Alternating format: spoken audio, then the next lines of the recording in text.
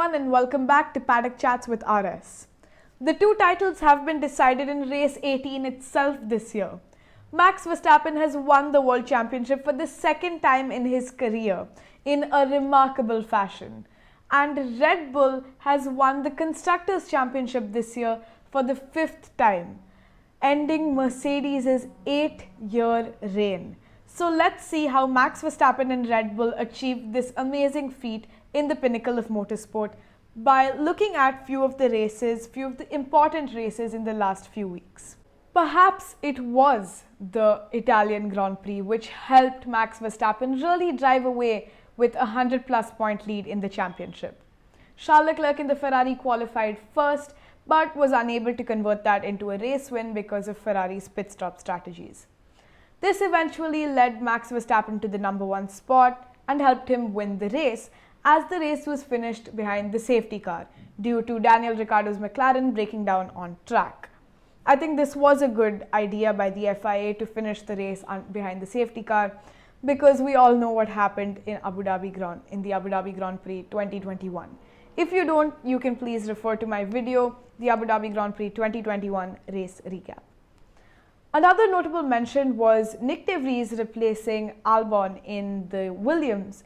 The first time he's ever driven an F1 car, and he finished in points and out-qualified his teammate Nicholas Latifi. With this big advantage, the Formula One entourage moved to Asia, to the Singapore Grand Prix driven at night under the lights. It was a mix of spray and spark, as Max Verstappen could have sealed his World Championship title in Singapore itself, but he did have an issue in qualifying. He had to abort his final flying lap in Q3 because the car needed enough fuel for testing. You may remember something similar happened in the Azerbaijan Grand Prix in 2021. Sebastian Vettel finished third in that race, but he was disqualified because his car did not have enough fuel.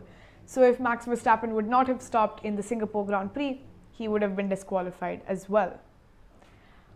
However, his teammate Sergio Perez prevailed in the rain-hit race and won for the Red Bulls, an important victory for the Red Bulls constructor title.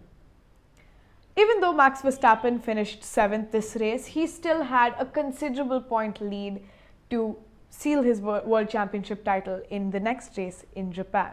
The Japanese Grand Prix was red flagged for a really long time due to torrential rain. But when the race was finally underway, Max Verstappen had a considerable lead over others. He started P1 and finished P1, officially won the race.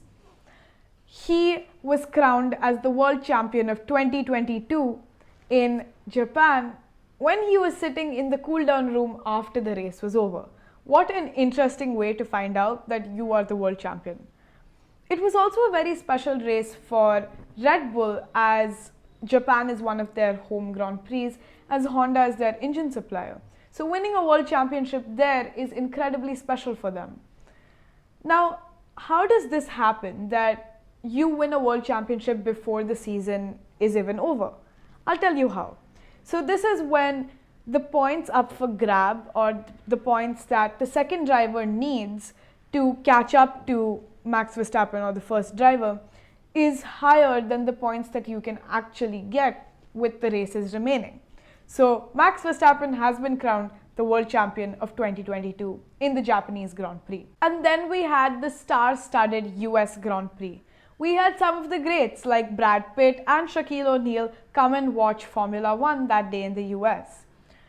In the race itself, we had Carlos Sainz in the Ferrari qualify first for the first time in his career, but in the race, we saw Max Verstappen overtake him in the first corner, as Red Bull's speed is absolutely unmatched. Max Verstappen won the US Grand Prix in a very significant race for Red Bull, as Red Bull was finally crowned as the Constructors' Champions of 2022, marking the end of the great Toto Wolff's reign as 8-time Constructors' Championship winner for Mercedes.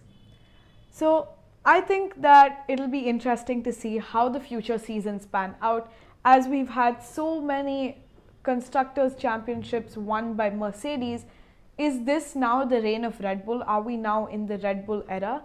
Are we going back to the 2010 to 2013 Red Bull Constructors' Championship era? So I guess we'll just need to wait and see. After that, we had the Mexican Grand Prix, which again signified so much for Max Verstappen as he won his 14th race in a season. He has beat Michael Schumacher's record for most race wins and most points scored in a season, which is an amazing feat. So congratulations to Max Verstappen for joining the greats. The greats of our sport include Senna, Prost, Schumacher, Hamilton, and now Verstappen. That's an amazing thing. Congratulations to him. So we have 2 more races in the season, and it'll be interesting to see how the other places and how the other teams fight for the other positions on the championship grid. Stay tuned for more, everyone, and happy racing. Thank you.